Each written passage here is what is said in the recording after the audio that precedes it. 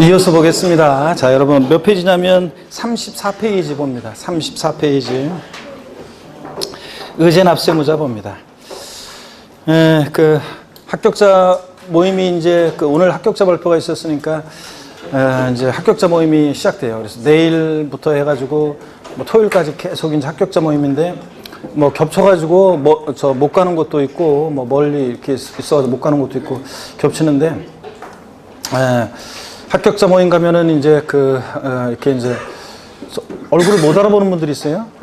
그 어떤 이제 그 합격자 모임 딱 가면은 저 멀리서 어떤 막 특히 뭐 무슨 2차로, 3차로 이제 늦게 오는 분들이 있어요. 그래가지고 이제 이렇게 조명이 있잖아요. 뭐 2차로, 3차로 가면은 이제 막 무슨 뭐죠? 그 노래방 같은 막 그런 데로 가잖아요. 그리고 막 조명 막 비치고 그러는데 어떤 여자가 와가지고 막 내 손을 잡으면서 막 근데 이 여자가 누군가 하고 보면은 이렇게 얼굴이요. 낯익는데 평상시 공부할 때는 그냥 대충 그냥 이렇게 오고 그랬다가 그냥 그 합격자 모임하면 집에 있는 값비싼 옷, 제일 비싼 거 걸치고 집에 있는 액세서리 전부 다 그냥 다 하고 머리 미용실 가서 공들여서 하고 오잖아요. 그러니까 그냥 여자의 변신은 무죄라고 못 알아보는 여성 수강생분들이 가끔씩 있습니다. 이제 그런 분들도 있고 그런데 기쁨에 겨워서 막 이렇게 이제 하는 분들도 있고 이 합격자 모임 때 이제 합격자 모임이 이 학원 이제 언제인지 알잖아요. 그러면 그 합격자 모임 날 이제 그 시험이 안 되신 분들은 이제 그분들이 안타깝죠, 이제.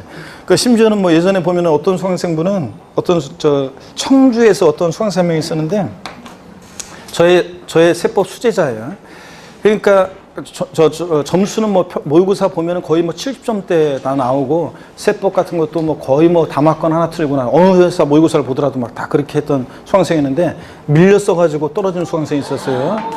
그래가지고 1, 2차 동차했는데 1차는 됐는데 2차에서 밀렸어가지고 떨어졌던 수강생이 있어요. 그래가지고 그 수강생 한 명이 생각나네. 합격자 모임 하면. 그래가지고 합격자 모임을 여기서 하고 있었는데 그 근처에서 다른 누구 한 명이랑 소주 먹으면서 막 엉엉 울고 그래가지고 울고 있다고 수강생 한 명이 다른 한 명이 알려주더라고요. 이렇게 위로하고 있다고. 그래서 한 명은 합격했는데 여기 못 오고 위로하느라고 둘이서 술 먹고 있다고 저한테 교수님 잠깐 좀 왔다 가세요 그러더라고요. 그래서 잠깐 갔더니 막 울고 그러고 있더라고. 엉엉 울고.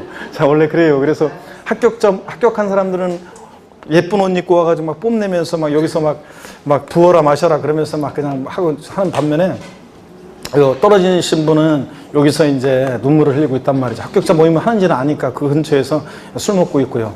어떤 사람 아예 그냥 연락도 안 되지만 어떤 사람도 근처에 술 먹고 있고 그런다고. 그러니까 여러분들 내년에 어느 자리로 어느 곳으로 갈지는 여러분들이 어떻게 1년을 보느냐에 따라 달라집니다, 이게. 그래서 이 희비가 엇갈리는 건데, 자. 하여튼 뭐 지금부터 열심히 하시면 제가 항상 얘기하지만 공인중개사 시험은 머리 나빠서 떨어지는 시험이 아니에요, 여러분들. 공인중개사 시험은 머리 나빠서 떨어지는 게 아니라 하나가 두 가지가 받쳐줘야 돼요. 외부적 환경. 그래서 집안이 무탈하고, 집안에 별일이 없어야지. 집안에 무슨 일 생기면 공부 못하잖아요. 그래서 집안이 무탈해야 되고, 그 다음에 그래서 시험 앞두고서 누가 돌아가시거나 막 그런 일도 겪는 분들도 계시는데, 하여튼 집안이 무탈해야 되고, 건강하면서. 그 다음에 또 하나가 이제 여러분이 머리 나빠서 떨어진 시험 아니고 꾸준히 계속 지금부터 차근차근 이렇게 공부했던 거 계속 관심이 차이라고 그랬잖아요. 공부했던 거 보고 복습하느냐 안 하느냐에 따라서 이제 달라져요. 그냥 왔다 갔다 수업만 듣고 그냥 왔다 갔다 하시면은 발전 속도가 늦어요. 그래가지고 이제 나중에 기초가 안 돼 있어요. 나중에 이제 뒤늦게 공부하려고 하면 그때 이제 벅차지잖아요. 그때 나름대로 공부해보겠다고 한 달 공부한 다음에 모의고사 봤더니 점수가 안 오르면 바로 그냥 우리들한테 원망해 눈치를 보내면서 우리 때문에 점수 안 오르는 것처럼 하고 막 그런단 말이죠. 그러지 말고 지금부터 그냥 공부했던 거 한번 보고 나 이해 안 되면 또 보고 그러면 돼요, 여러분들. 보고 또 보고 이렇게 하면서 쭉 가시면 됩니다. 그래서 차근차근 이렇게 지금부터 단계 밟아서 가시면 제가 얘기해 드렸잖아요. 지금부터 차근차근 이렇게 복습하면서 가신 분들은 나중에 청포도 익어갈 무렵에 막 다른 공부 안 했던 사람들은 막 머리 싸매면서 인상 쓰고 다니고 그럴 때 조용히 독서에서 공부하다가 나 올해 합격하겠는 걸 이렇게 합격을 예감한다고 그랬잖아요. 그러니까 지금 어떻게 보느냐에 따라 달라져요. 그렇다고 지금 너무 막 무리해가지고 막 지금부터 오버페이스하면 안 돼요, 여러분들. 그러면은 나중에 무더운 여름 어떻게 견디려고요. 그래서 지금 그냥 공부했던 거 그냥 한번 읽어보고 자, 뭐, 읽어보는 게 잘 안 되는 분들은 뭐 세법은 핵심 요약 정리 나오고 제 카페에 또 문제도 다 OX도 어제 다 저 올렸어요. 저 총론 부분에 또 핵심 요약 있죠. 그런 거 그냥 다운받아서 한번 읽어보시고 스마트폰으로 보시든 아니면 컴퓨터에서 읽어보시든 보시고 만약에 그런 게 난 잘 안 된다. 눈이 막 그냥 아파가지고 그냥 돋보기 왔다 갔다 하려니까 못 보겠다. 이런 분들 혹시 계시면은 그런 분들은 강의를 한 번 더 듣고, 그래서 처음에는 원속도로 듣다가, 아이고, 좀 느린 것 같아. 아이고, 그러면 그냥 1.5배속으로 돌려서, 또 두 번째 들을 때는 어떻게 2배속으로 돌려서 쭉 대충 내용만 스킵만 하면 되잖아요. 그러니까 그런 식으로 해서 듣고 또 듣고. 아시겠습니까, 여러분? 그렇게 해서 꼭 복습을 하셔야 되겠습니다. 34페이지 의제 납세무자를 보시니까 여러분요. 취득세 납세무자로 보는 경우가 있는데, 양가로 1번이요. 주체구조부 취득자요. 자, 어떤 거냐면 건축물 중 조작 설비 그 밖에 부대 설비에 속하는 부분으로서 그 주체 구조부와 하나가 돼서 건축물로서의 효용 가치를 이루고 있는 것에 대해서는 이게 뭐냐면 여러분요. 엘리베이터, 에스컬레이터 같은 승강기, 건물에 부착하는 대형 금고라든가 등등 이런 것들은요. 그 자체로는 취득세 대상이 아닌데 나중에 이제 기본서를 한번 배워요 또. 건물에 부착 설치될 때는 주체 구조부, 건물과 딱 붙어가지고 효용 가치를 이루면서 일체가 되잖아요. 그렇죠? 이런 것들을 얘기하는 거예요. 자, 그래서 건축물 중 조작 설비 그 밖에 부대 설비에 속하는 부분으로서 그 주체 구조부 하나에 대해서 건축물로서 효용 가치를 이루고 있는 것에 대해서는 여기부터 비줄입니다. 주체 구조부 취득자 외자가 가설한 경우에도 주체 구조부 취득자가 함께 취득한 것으로 본다, 간주한다. 밑줄 쫙이요. 그럼 여기 무슨 말인지 설명을 드려볼게요. 제가 예전에 2004년도, 2005년도, 2006년도 그 무렵에 2000년대 중반에 그때 이제 강의할 때 있죠. 서울 청량리 역광장 건너편에 미주상가라고 있었어요. 미주상가. 그리고 미주 아파트가 이쪽에 있고 이게 이제 이 지역에서 유명하더라고요. 왜 유명하냐? 그러면 서울 오래되신 분들은 이렇게 보니까 잘 알더라고요. 이게 왜 유명하냐면 70년대 지어진 상가, 70년대 지어진 아파트예요. 그래서 미주상가, 미주 아파트. 그런데 제가 얼마 전에 강의하는 데 있죠. 난 이거 없어진 줄 알았더니 이게 아직도 그 미주 상가가 있다고 하더라고요. 뭐 재건축하려고 하는데 하여튼 아직도 있다고 하더라고요. 이게. 그래가지고 신기했는데. 이게 70년대에 지어진 건데 어떻게 지금까지 있지? 그 당시에도 2004년도, 2005년도, 2006년도 강의할 때도 있잖아요. 건물이 요즘 애들 말로 썩었어요, 썩어서. 진짜. 그렇잖아요. 오죽하겠어요. 6층짜리 건물인데, 6층에 학원이 있었는데요. 6층인데도 엘리베이터가 없어요. 70년대 지어진 거라. 그래서 엘리베이터도 없고, 제가 이 당시에 처음에는 지하철 타고 다녔는데, 지하철 타고서 지하 청량역에서 내려서요. 자, 그 계단을 뛰어 올라가서 지상까지 뛰어 올라가는데 지금은 에스컬레이터도 돼 있고 막 그렇잖아요. 엘리베이터도 돼 있고. 근데 그 당시엔 그런 게 없어가지고 내리자마자 아침에 막 바쁘잖아요. 막 연락에 막 그냥 뛰어 올라가요. 지상까지. 그리고서 지상에서 학원까지 뛰고 학원 1층에서 6층까지 숨을 몰아쉬고요. 정비한 다음에 다시 6층까지 뛰어 올라가요. 그러면은 아침에 진짜요. 10시에 만약에 딱 도착했어요? 그러면 수업을 바로 못 들어가요. 숨이 차가지고. 아니, 진짜 너무 힘들어가지고, 다리도 힘도 풀리고, 막 정신 하나도 없어가지고, 아침마다 별 보면서, 그냥 한 10분 쉬었다가 그냥 들어가고 막 그랬거든요. 그런데, 요 6층에 학원이 있었어요. 자, 보세요. 엘리베이터, 에스컬레이터 같은 승강기는 그 자체로는 대상이 아닌데, 나중에 배웁니다. 이런 것들은 건물에 부착 설치될 때는 주체 구조부와 효용 가치를 이루면서 일체가 되겠죠? 딱 붙잖아요. 그랬을 때 원래 이런 것들은 자 보세요. 원래 주체 구조부 취득자. 그러니까 건물주가요. 원래는 건물주가 이런 것들을 가설하는 게 일반적이잖아요. 그렇죠, 여러분들? 그래서 원래 주체 구조부 취득자와 건물주가 가설한 자가 일치하는데 여기 일치하지 않을 경우에 주체 구조부 취득자 이외자가 가설했어요. 여기 학원 임차인이 원장님이 도저히 안 되겠다. 그냥 수강생들이 1층부터 6층까지 걸어 다니면서 아주 원성이 자자해가지고 힘들다고. 그래서 엘리베이터, 에스컬레이터 같은 승강기 가설합니다. 그러면 주체 구조부 취득자 이외자가 가설했을 때 자, 요거 누가 취득세 납세무자가 되느냐 그런 건 얘기인데 법령에서 지금 보니까 주체 구조부 취득자 이외자가 가설한 경우에도 주체 구조부 취득자가 함께 취득한 것으로 간주한다. 이 말은요. 예규에서는 누구를 납세무자로 하냐면 주체 구조부 취득자를 납세무자로 해요. 예규에서. 그래서 옛날 시험에 가설한 자로 바꿔서 나온 적이 있는데 가설한 자 X입니다. 그럼 무슨 얘기냐. 이거요. 왜 이렇게 하냐면, 왜 법에서 이렇게 정하고 있냐면, 보세요.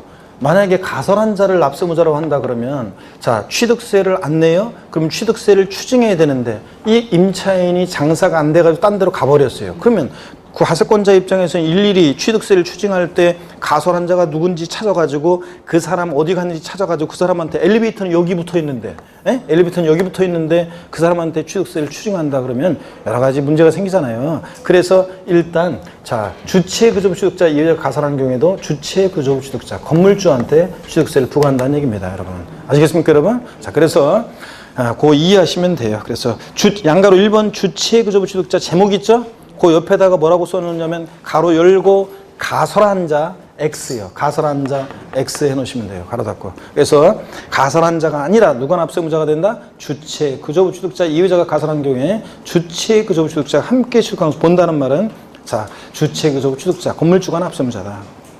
그래서 시험에서 최근에 그냥 옳은 지문으로 한번 이렇게 나온 적도 있고요. 옳은 곡을 알아 문제에서. 그 다음에 넘어가서 35페이지 양가로 5번을 봅니다. 상속인. 자, 상속인인데, 자, 상속. 가로원의 피상속인이 상속인에게 한 유증 및 포괄유증과 신탁재산의 상속을 포함한다 이렇게 되는데, 무슨 말이냐면, 여러분 용어 설명 하나 드릴게요. 자, 유증이란 말이 있어요. 유증. 유언으로 증여하는 거예요. 유언으로 증여하는 거. 내가 죽으면 내 재산 전부를 다른 애들은 한 푼도 주지 말고 5남, 2녀, 7남매 중에서 막내 아들한테 싹 다 줘라. 이런 게 뭐냐면 유증이에요. 내가 죽으면 내 재산 전부를 줘라. 그러니까 유증의 효력이 내가 죽으면이니까 증여자가 사망했을 때 생기죠. 그래서 유증은 이게 상속하고 같다고 생각하시면 돼요. 그래서 유증은 그냥 유증이 나왔다 그러면 유언으로 증여하는 건데, 유언으로 증여. 유증 나오면 그냥 상속처럼 생각하시면 돼요. 우리 세법에서는 그냥 증여자가 사망했을 때 증여의 효력이 발생하기 때문에, 예? 내가 죽으면 내 재산 전부 줘라. 제가 항상 강의할 때 요 타임에서요, 5남이녀 7남매 중에서 다른 애들은 한 푼도 주지 말고 막내 아들한테 싹 다 줘라. 효자 아들한테.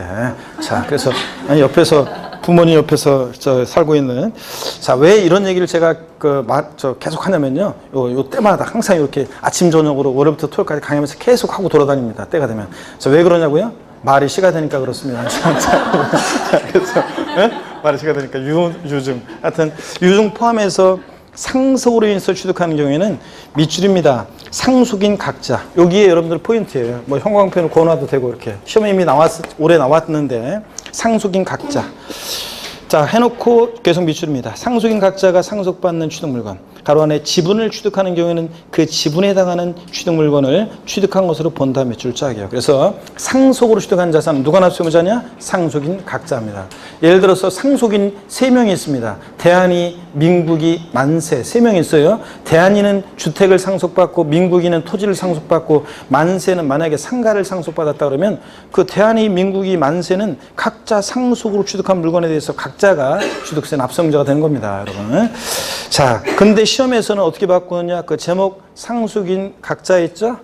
그 상속인 거기다 옆에다가 주된 상속자, 주된 상속자 X 이렇게 해놓으세요. 나중에 이제 재산세에서 나오게 되는 개념인데요. 주된 상속자. 나중에 재산세에서 나와요. 한번 그냥 들어보세요. 주된 상속자가 누구냐면 상속인 가운데서 이렇게만 해놓고 그냥 들어보세요. 까먹어도 돼요. 나중에 계속 배우니까. 상속인 가운데에서 상속 지분이 가장 높은 자를 우리가 주된 상속자라고 해요. 상속 지분은요, 법률 상식으로 알아두세요. 상속 지분은 자녀들은 상속 지분이 다 똑같아요. 아들이든 딸이든, 장남이든 차남이든, 결혼했든 안 했든 상속 지분이 자녀들은 다 똑같습니다. 근데 배우자는 여기다가, 돌아가신 분의 배우자는 여기다가 5화를 가산해. 1.5예요. 그래서 배우자와 자녀가 공동 상속받는 경우에 누가 주된 상속자가 되는 거예요?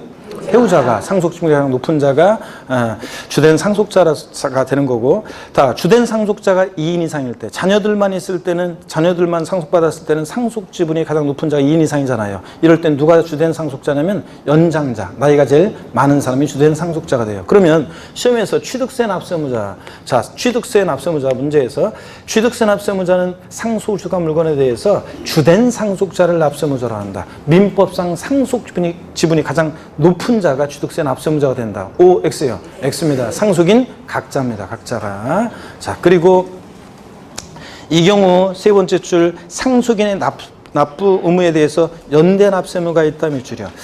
자, 예를 들어서 부모님이 돌아가시고 나서 딱 집 한 채 남겨놓고 돌아가셨어요. 집 한 채 남겨놓고 돌아가셨는데 상속인이 4명이에요. 갑, 을, 병, 정 4명입니다. 그럼 4명의 갑, 을, 병, 정 상속인들은 부모님이 돌아가시는 순간 그 주택을 상속으로 취득하게 됩니다. 그럴 때 이 갑, 을, 병, 정 4명의 상속인들은 주택을 공동으로 상속받았죠? 그럴 때 누가 취득세 납세무자가 되느냐? 자, 이 공동 상속인들이 취득세 납세무자인데 그럴 때 취득세 납부에 대해서 갑, 을, 병, 정은 연대 납세무가 있다 없다? 있다. 그런 얘기입니다. 공동 상속의 경우에 상속인들은 연대 납세무 규정이 준용됩니다. 그래서 연대납세무 있다 매출이요.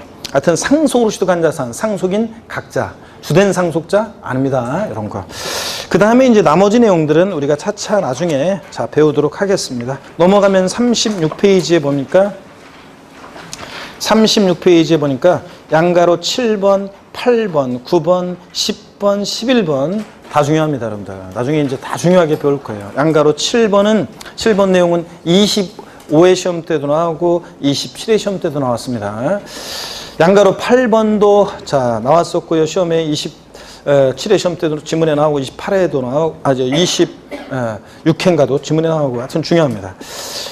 양가로 9번은 안 나왔지만 자 주의하셔야 되고 10번, 11번 다 중요합니다. 그래서 다 중요한 것들인데 양가로 7번만 기초인문 과정에서는 배우고 가겠습니다. 배우자 또는 직계존비 속의 부동산 취득의 증여의제. 자, 본문 밑줄입니다. 배우자 또는 직계존비 속의 부동산을 취득하는 경우에는 증여로 취득한 것으로 본다 밑줄이요. 여러분, 배우자 직계존비 속의 부동산을 취득하면 원칙적으로는 대관계 인정할 수 없잖아요. 아버지로부터 부부 간에 부동산을 취득하면 대관계 인정할 수 없겠죠? 그래서 증여로 취득한 것으로 봅니다.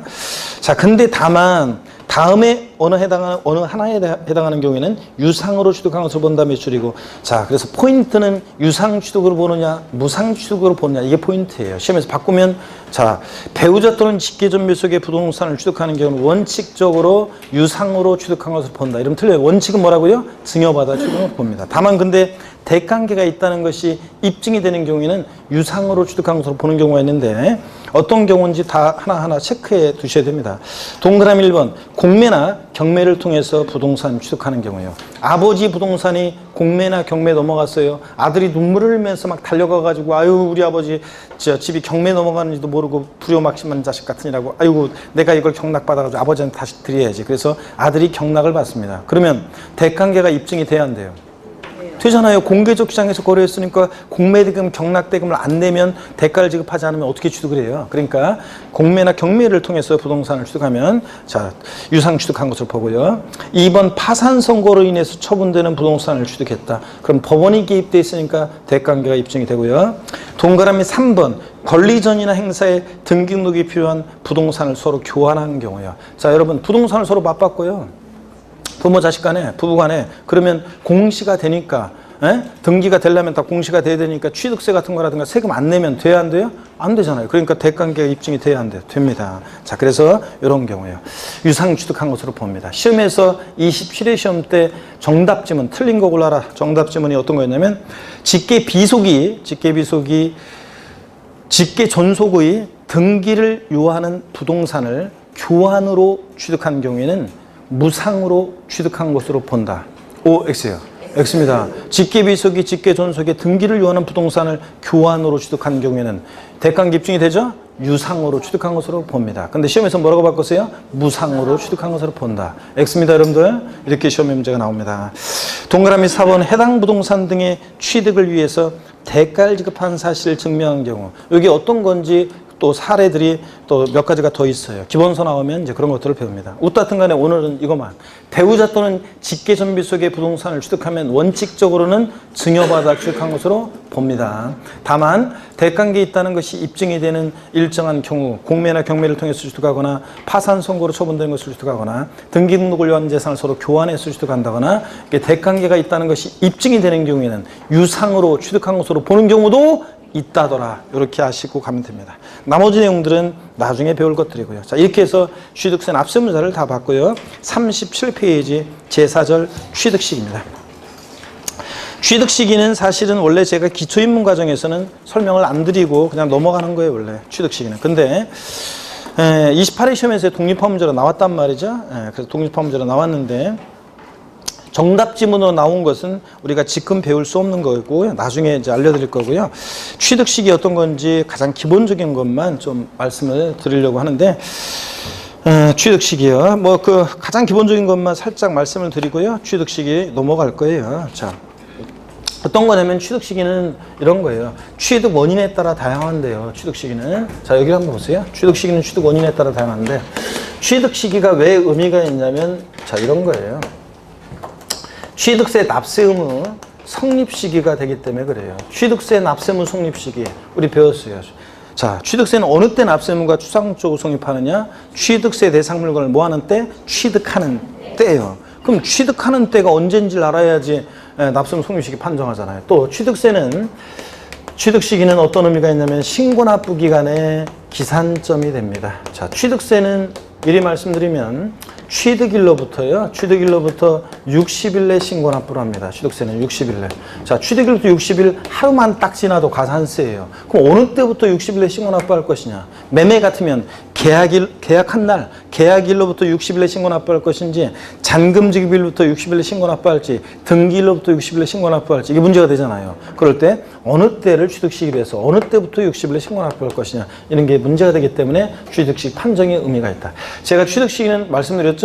28회 시험 전에 제가 취득시기가 예전에 좀 나오다가 최근에 지금 쭉 안 나오고 있었는데 이제 나올 때가 좀 됐다. 그래서 취득시기 올해 안 나오면 29회 시험 때는 무조건 나온다 그랬는데 28회 시험에 독립화 문제로 나왔어요. 나왔고 좀 깊은 내용들이 나왔는데 제가 다 강의한 내용들이었고 자 마지막 저 동영 모의고사 할 때든 문제 출제하든 제가 마지막 저 평상시에 제가 이렇게 단원별 모의고사 할 때든 문제로 나눠드렸던 거고 또 이제 마지막 핵심 마무리 그 특강할 때 시험에 꼭 나오는 핵심 마무리 특강할 때도 그 이제 베스트 오브 베스트라고 해가지고 마지막 특강할 때도 오늘도 카페에 보니까 어떤 합격생이 합격 후기에 진짜 베스트 오브 베스트는 약 30페이지밖에 안 됐지만 거기에 모든 게 다 들어있었어요. 저는 그것만 5회독 했었는데 자 요번에 13개가 목표였지만 11개밖에 못 맞았지만 올해 11개 맞았으면 세법은 뭐 평상시 같으면 작년 같으면 14개 맞는 거예요.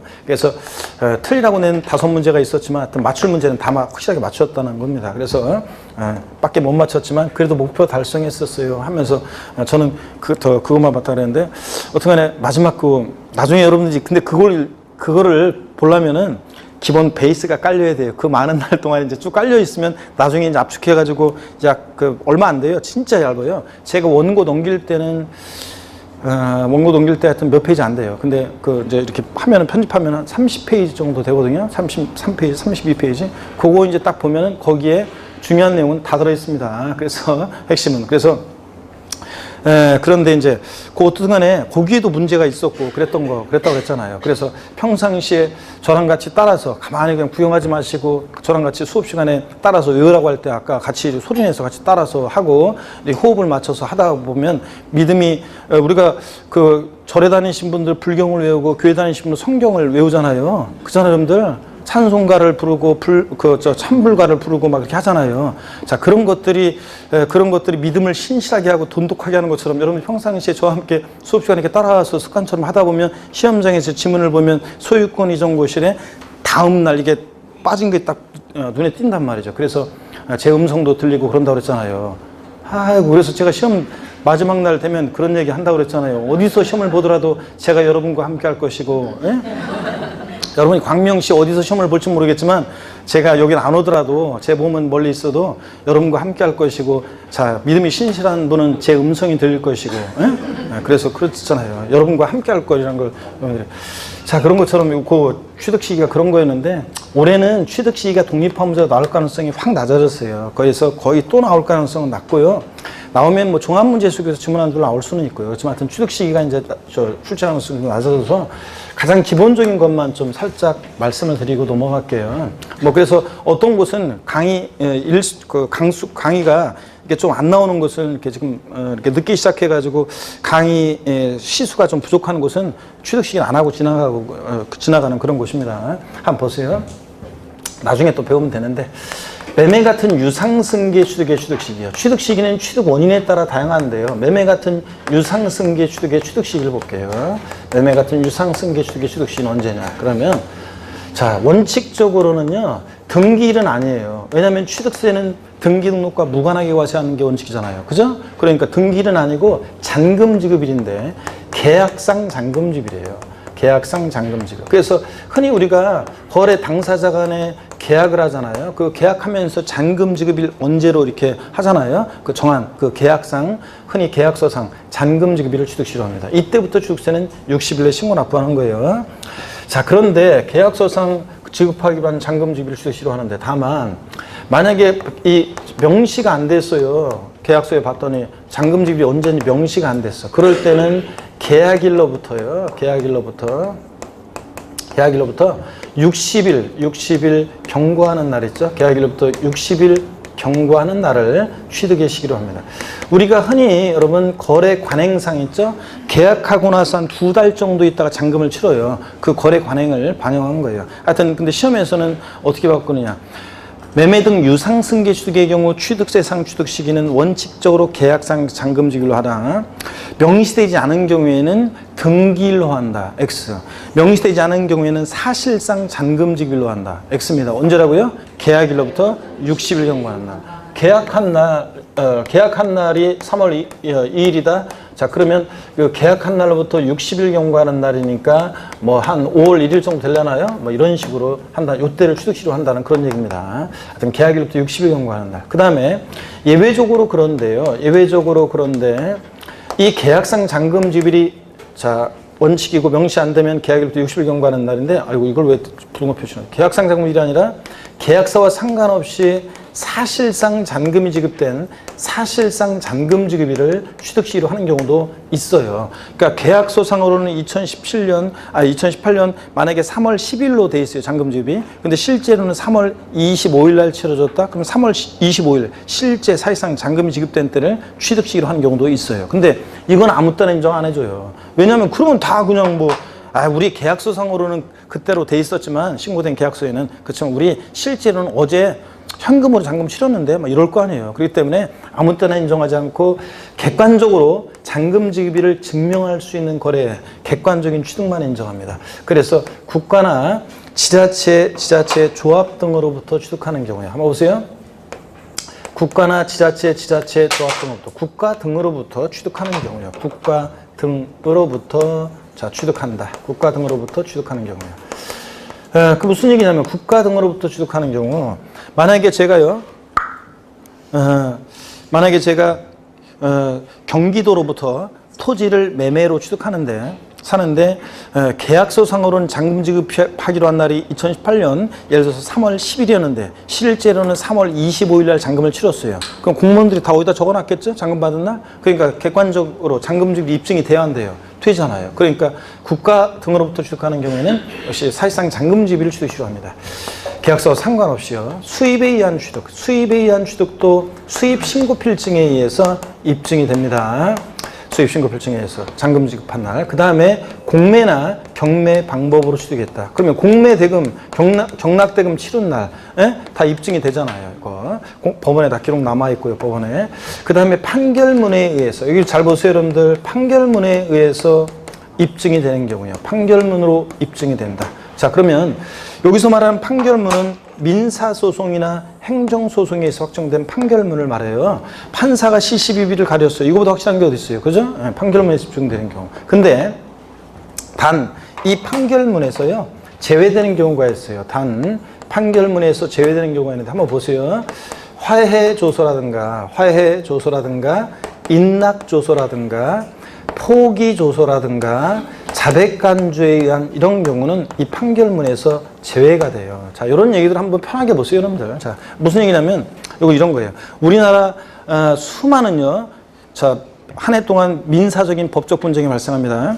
그럴 때 수많은 법적 분쟁, 민사적인 법적 분쟁이 발생하는데 그 많은 법적 분쟁을 정식 재판 절차를 통해서 해결한다. 예?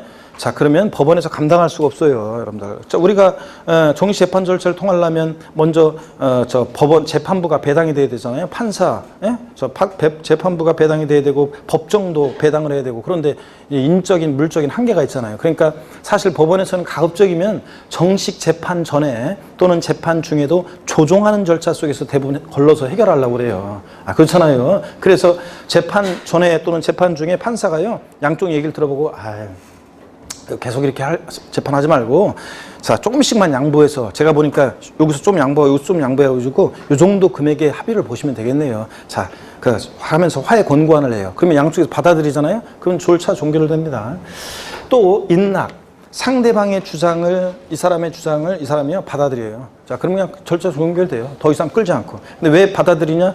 자, 판사가 조용히 불러가지고요, 이 사람 주장을 내가 들어보니까 거의 당신이 가봤자 정식 재판 계속 해봤자 결국은 패소할 가능성이 높다는 것을 넌지 흘려줘요. 그러면은 뭐하러 재판해요? 질 게 뻔한데 시간 낭비하고 돈 낭비하지. 인낙 받아들이거나, 또 권리 제기했다가 포기하거나, 자백간주, 3회 이상 재판에 불출석하면 불출석한 사람이, 이 사람이 3회 이상 재판에 불출석해, 그러면 이 상대방의 주장을 이 사람이 자백한 것으로 간주해서 절차 종결됩니다. 자, 그러면 여러분 보세요. 지금 걸 대충 들어보니까 이런 것들은, 자, 정식 재판 전에 또는 재판 중에 조정하는 절차 속에서 나온 거예요. 그러니까 잔금 지급일을 객관적으로 증명할 수 있는 서류가 돼야 안 돼요? 안 돼요. 그래서 시험에서 화해조서상으로 잔금 지급일이 입증되는 경우에는 그 사실상 잔금 지급일을 취득세상 취득시로 한다. 그러면 틀려요. 자, 이건 원칙으로 돌아가서 언제요? 계약상 잔금 지급입니다. 여기서 말하는 판결문은 민사소송이나 행정소송 절차에서 확정된 판결문이지, 화해, 인낙, 포기, 자백간주에 한 것은 객관성이 있다 없다? 없다. 판결문에서 제외한다. 그 다음에 법인장부로 입증되는 경우요. 법인은 법인장부를 작성 기록해요. 법인장부를. 그래서 법인의 원장, 보조장, 출납전표, 결산서 등 법인장부를 작성 기록하는데, 그 법인장부로 잔금지급이 입증된다? 그럼 역시 그 잔금지급이 입증되는 그 사실상 잔금지급을 취득시기로 해요. 근데 시험에서는 여러분 보세요. 법인장부로 잔금지급이 입증된다고 나오기도 하지만, 자, 이렇게 해요.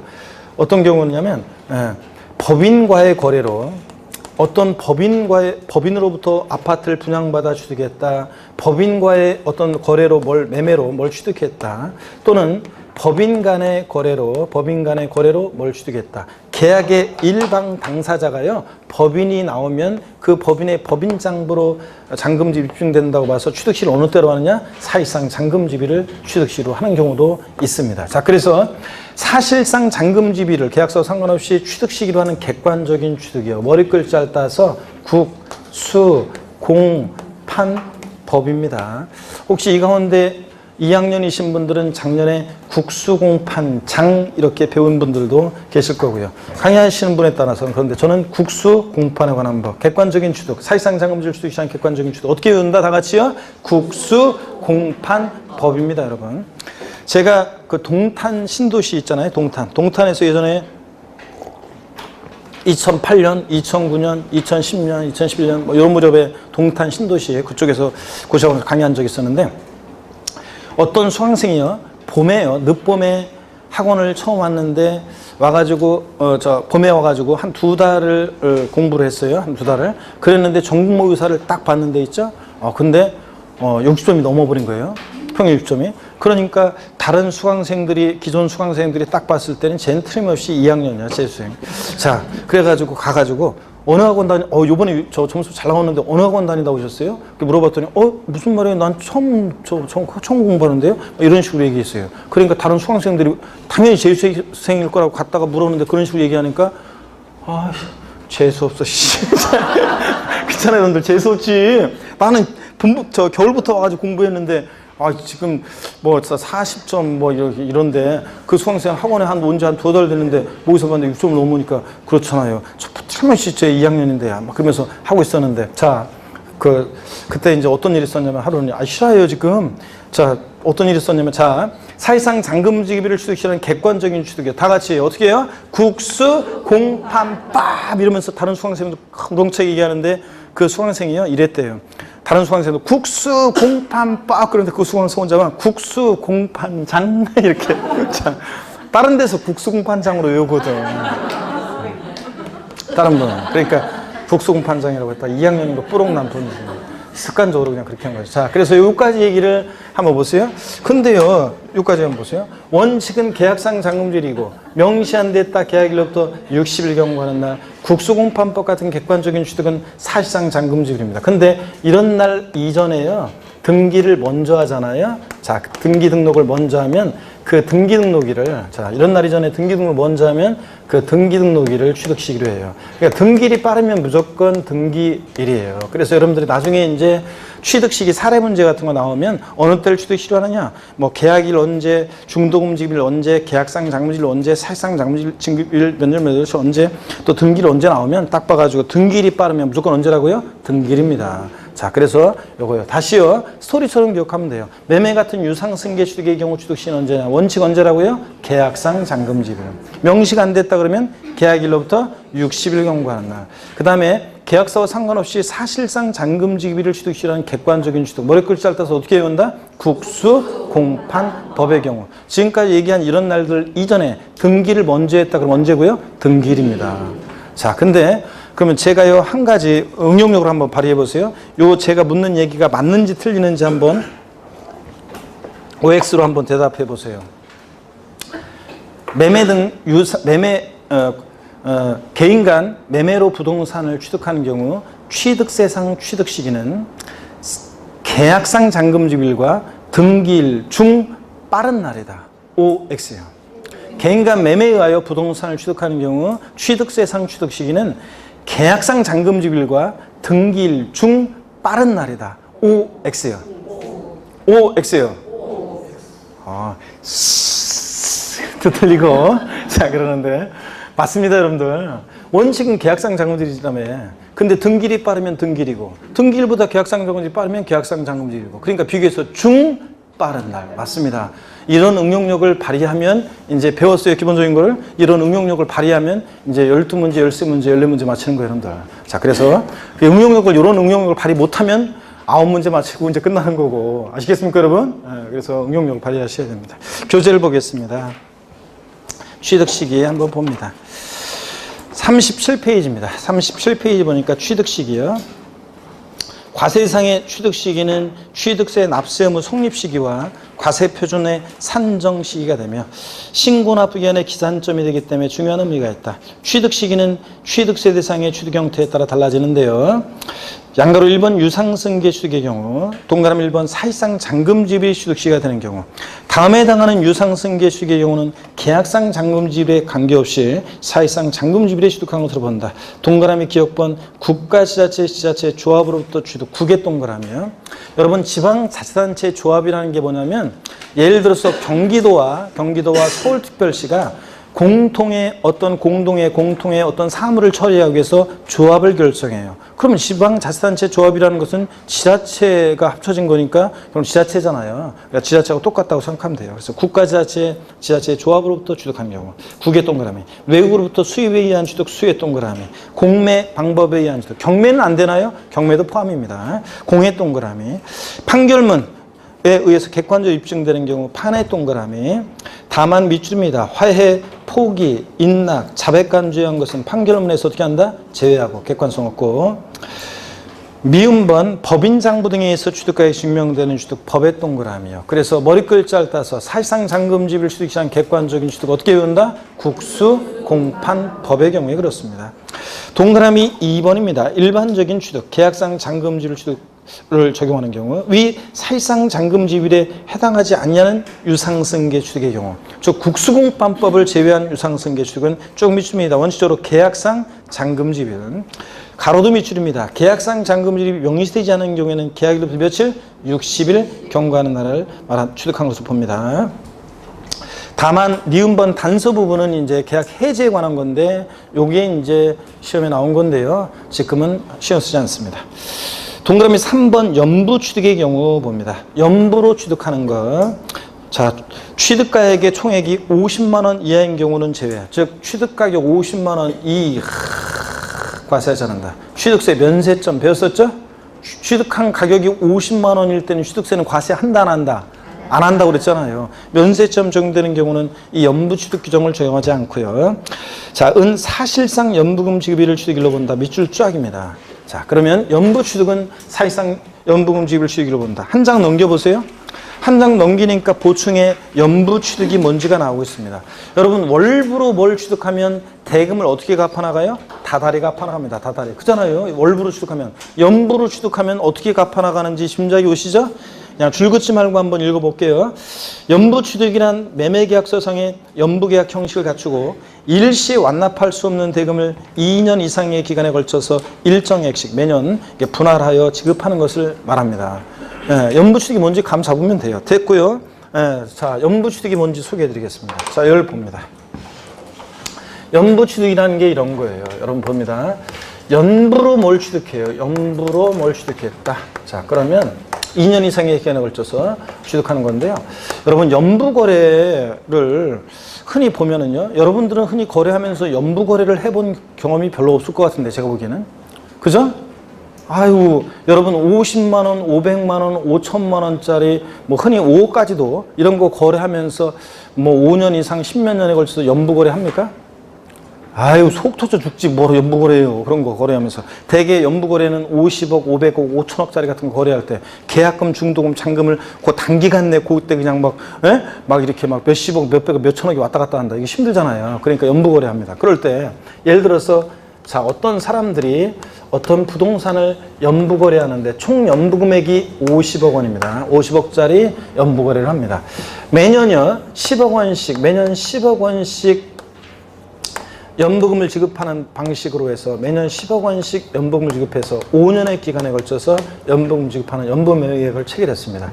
첫 해 연부금 지급일이 계약서상으로는 2018년 3월 10일이었어요. 계약서상 첫 해 연부금 지급일은. 근데 실제로는 3월 19일 날 연부금이 치러졌다. 그러면 계약서와 상관없이 사실상 연부금이 지급된 이 사실상 연부금 지급일 3월 19일을 취득시기로 해서 이때부터 취득세를 60일에 신고 납부합니다.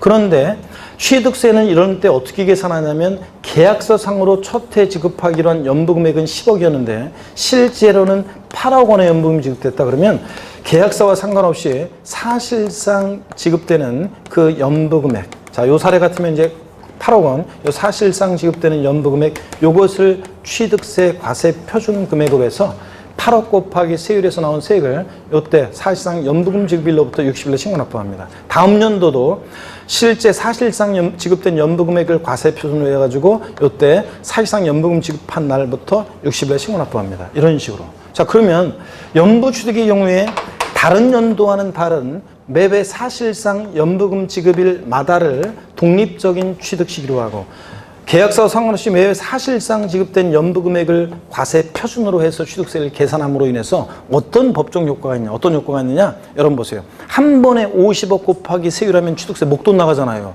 근데 이렇게 함으로 인해서 5년 동안 취득세를 분할 납부하는 효과가 생기죠? 아, 그렇잖아요. 그래서 취득세 납부 부담을 줄여주기 위해서 연부 취득의 경우에는 매매 사실상 연부금 지급일마다를 동적인 취득 시효합니다. 그래서 여기 그거 보세요. 연부 취득의 경우에는 그래서 원칙적으로 자, 매회 지급되는 사실상 연부금 지급일을 자, 독립적인 취득 시기로 하는 겁니다, 여러분. 자, 그런데 시험에서는 어떻게 바꾸느냐? 연부 취득의 경우에는 원칙적으로 계약상 연부금 지급일로 한다. OX예요. X입니다. 이렇게 바꿔요. 아까 매매 같은 유상승계 취득은 원칙 언제라고요? 계약상 잔금 지급이래요. 에? 연부 취득은 원칙 언제라고요? 계약상 이름 틀려요. 연부금일이 아니라 어느 때다? 사실상 연부금 지급입니다. 사실상 연부금 지급일이고요. 자, 뭐 예외는 뭐 이런 날 이전에 자, 만약에 등기를 했다 그러면 이제 등기일이니까 이거는 뭐 신경 쓸 거 없어요. 이거 등기하면 등기일이거든요. 네, 뭐 신경 쓸 거 없고요. 하여튼 원칙만 기억하면 됩니다. 연부지급 원칙 언제다? 네? 사실상 연부금지급. 그래서 그 교재 사실상 연부금지급일 37페이지 맨 아래 그 사실상에다가 돼지꼬리 땡냐에서 뭐라고 써놔요, 여러분들이? 계약상 X 이렇게 써놓으세요. 돼지꼬리 땡냐에서 사실상 연부금지급일에서 사실상에다가 돼지꼬리 땡냐에서 계약상 X예요. 그래서 계약상 연부금지급일이 아닙니다. 아이고, 제 강의는 사람들이 정답을 어떤 직원이 저에 대해서 무슨 강의 이렇게 뭐 저에 대해서 뭐를 이렇게 하나로 무슨 뭐 사진 있고 뭐 이렇게 쓰는 거 있잖아. 거기다가 저 거하는 거다. 정답을 보여주는 강의 뭐 이렇게 했다고. 이건 내가 지어낸 게 아니라 직원들이 다 그렇게 하는 거예요. 그냥 뭐 특징을 잡아서 그렇게 하더라고요. 예, 저는 그런 거 그냥 신경 안 씁니다. 근데 이게 정답을 보여주는 게 이런 거예요. 제가 OX로 물어보죠. 이런 거 이렇게 바꾼다고 알려주죠. 시험을 이렇게 바꾸는 거지. 이게 정답이지. 그래서 연부취득은 원칙, 사실상 연부금지급일입니다. 계약상 연부금지급일이 아니고요. 자, 넘어갑니다. 38페이지로 넘어갑니다. 자, 동그라미 4번입니다. 등기등록일을 취득시기로 하는 경우. 위 쭉 밑줄입니다. 위 동그라미 1, 2, 3에 따른 취득일 전에 등기등록을 하는 경우에는 언제라고요? 등기등록일에 취득한 것으로 본다. 밑줄자예요. 그래서 등기등록일이 빠르면 지금까지 배운 이 취득 시기 전에 등기등록을 먼저 하면 언제라고요? 등기등록일입니다. 등기등록 빠르면 항상. 그 다음에 양가로 2번 무상승계 취득의 경우 있죠? 무상승계 취득의 경우. 동그라미 기억번 증여 같은 무상승계 취득의 경우는 계약일의 밑줄이에요. 계약일. 상속 또는 유증으로 인한 취득의 경우 상속으로 취득했을 때는 상속계실, 유증으로 취득하면 유증계실에 취득한 것을 봅니다. 밑줄 짝이요. 자, 그러면 여러분 증여 같은 무상승계 취득은 어느 때를 취득시로 하느냐? 계약일이에요. 증여 계약일. 자, 상속 같은 경우에는 상속계실, 유증은 유증계실이에요. 그러면 한번 보세요. 증여 등 무상취득의 경우, 증여 같은 무상승계 취득의 경우에는 증여 같은 무상승계 취득의 경우는 어느 때를 취득시로 하느냐? 원칙적으로는 계약일이에요. 계약일. 계약일을 취득시로 하는데 여러분 이렇게 빠르게 계약일로 하지? 자, 여러분 봅니다.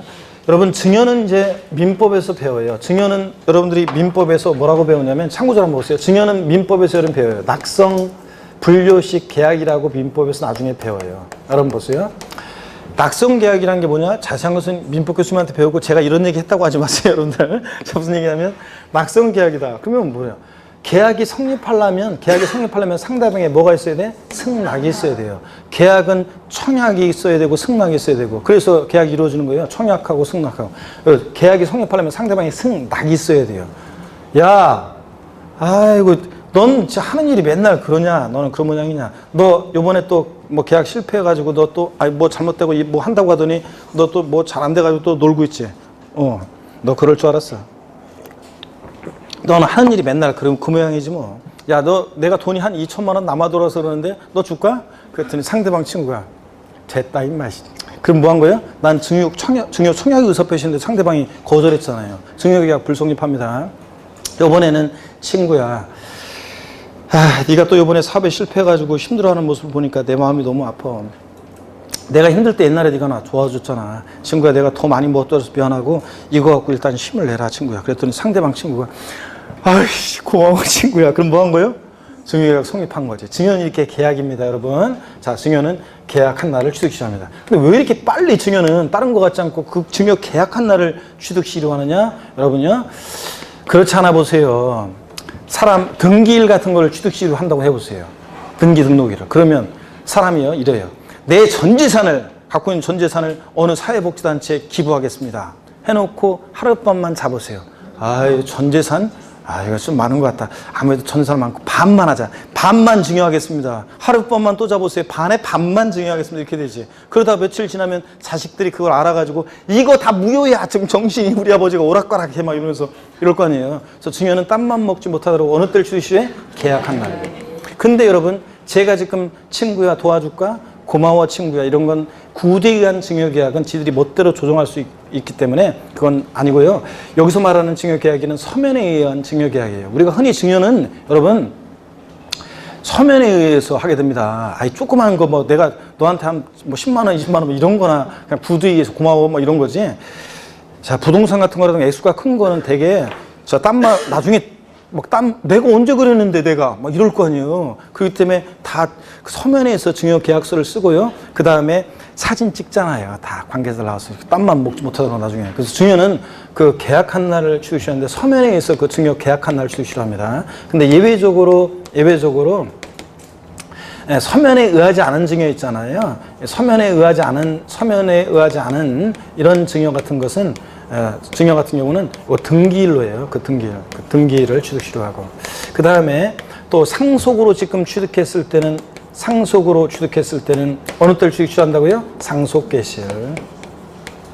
유증으로 취득하면 유증개시를 취득시로 하는 경우도 있습니다. 물론 이런 날들 이전에 등기를 먼저 하면 이제 등기일이 되는 거고요. 그래서 하여튼 증여 같은 무상승계시 원칙 언제다? 계약일. 상속은 어느 때? 상속개시. 요 정도 아시고 가시면 되겠습니다. 자, 그래서 취득 시기는 요 정도만 봅니다. 자, 그러면 28회 시험은 더 깊은 내용이 나왔지만 지금 볼 거 아니고요. 자, 절 봅니다, 여러분들. 자, 취득세, 취득 시기. 매매 같은 유상승계 취득은 원칙 언제다? 계약상 잔금지일. 명시가 안 됐다 그러면 계약일로부터 60일 경과하는 날, 계약하고 나서 2달 정도 있다가 계약일부터 60일 경과하는 날. 그 다음에 국수공판법 같은 객관적인 취득은 어느 때를 취득시로 한다? 사실상 잔금지일, 계약서 상관없이. 자, 그 다음에 이런 날 이전에 등기를 먼저 하면 언제고? 등기일이고.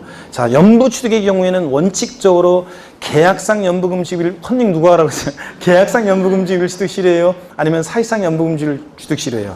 사실상 연부금지일 취득시로 하고. 자, 그 다음에 증여 같은 무상승계 취득은 어느 때를 취득시로 한다? 계약일. 상속으로 취득했을 때는 상속개시일. 자, 지금까지 제가 얘기한 또 이런 날들 이전에 등기를 먼저 하면 언제고? 등기일이고. 아시겠습니까, 여러분? 요거 알고 가시면 되겠습니다. 그래서 교재 거기 38페이지 안가로 2번 무상승계 취득의 경우 원칙 기억번 무상승계 취득의 경우에는 계약일, 상속은 상속개시일, 유증은 유증개시라는 거 말씀드렸고 니은번 계약 해지에 관한 건데 지금 별 거 아니고요. 시험에 나온 건데 동그라미 2번 예외 봅니다. 계약일 전에 등기 등록을 한 경우에는 어느 때라고요? 그 등기 등록일에 취득한 것을 본 다음에 줄이고요. 자, 이렇게 해서 취득 시기를 다 봤습니다.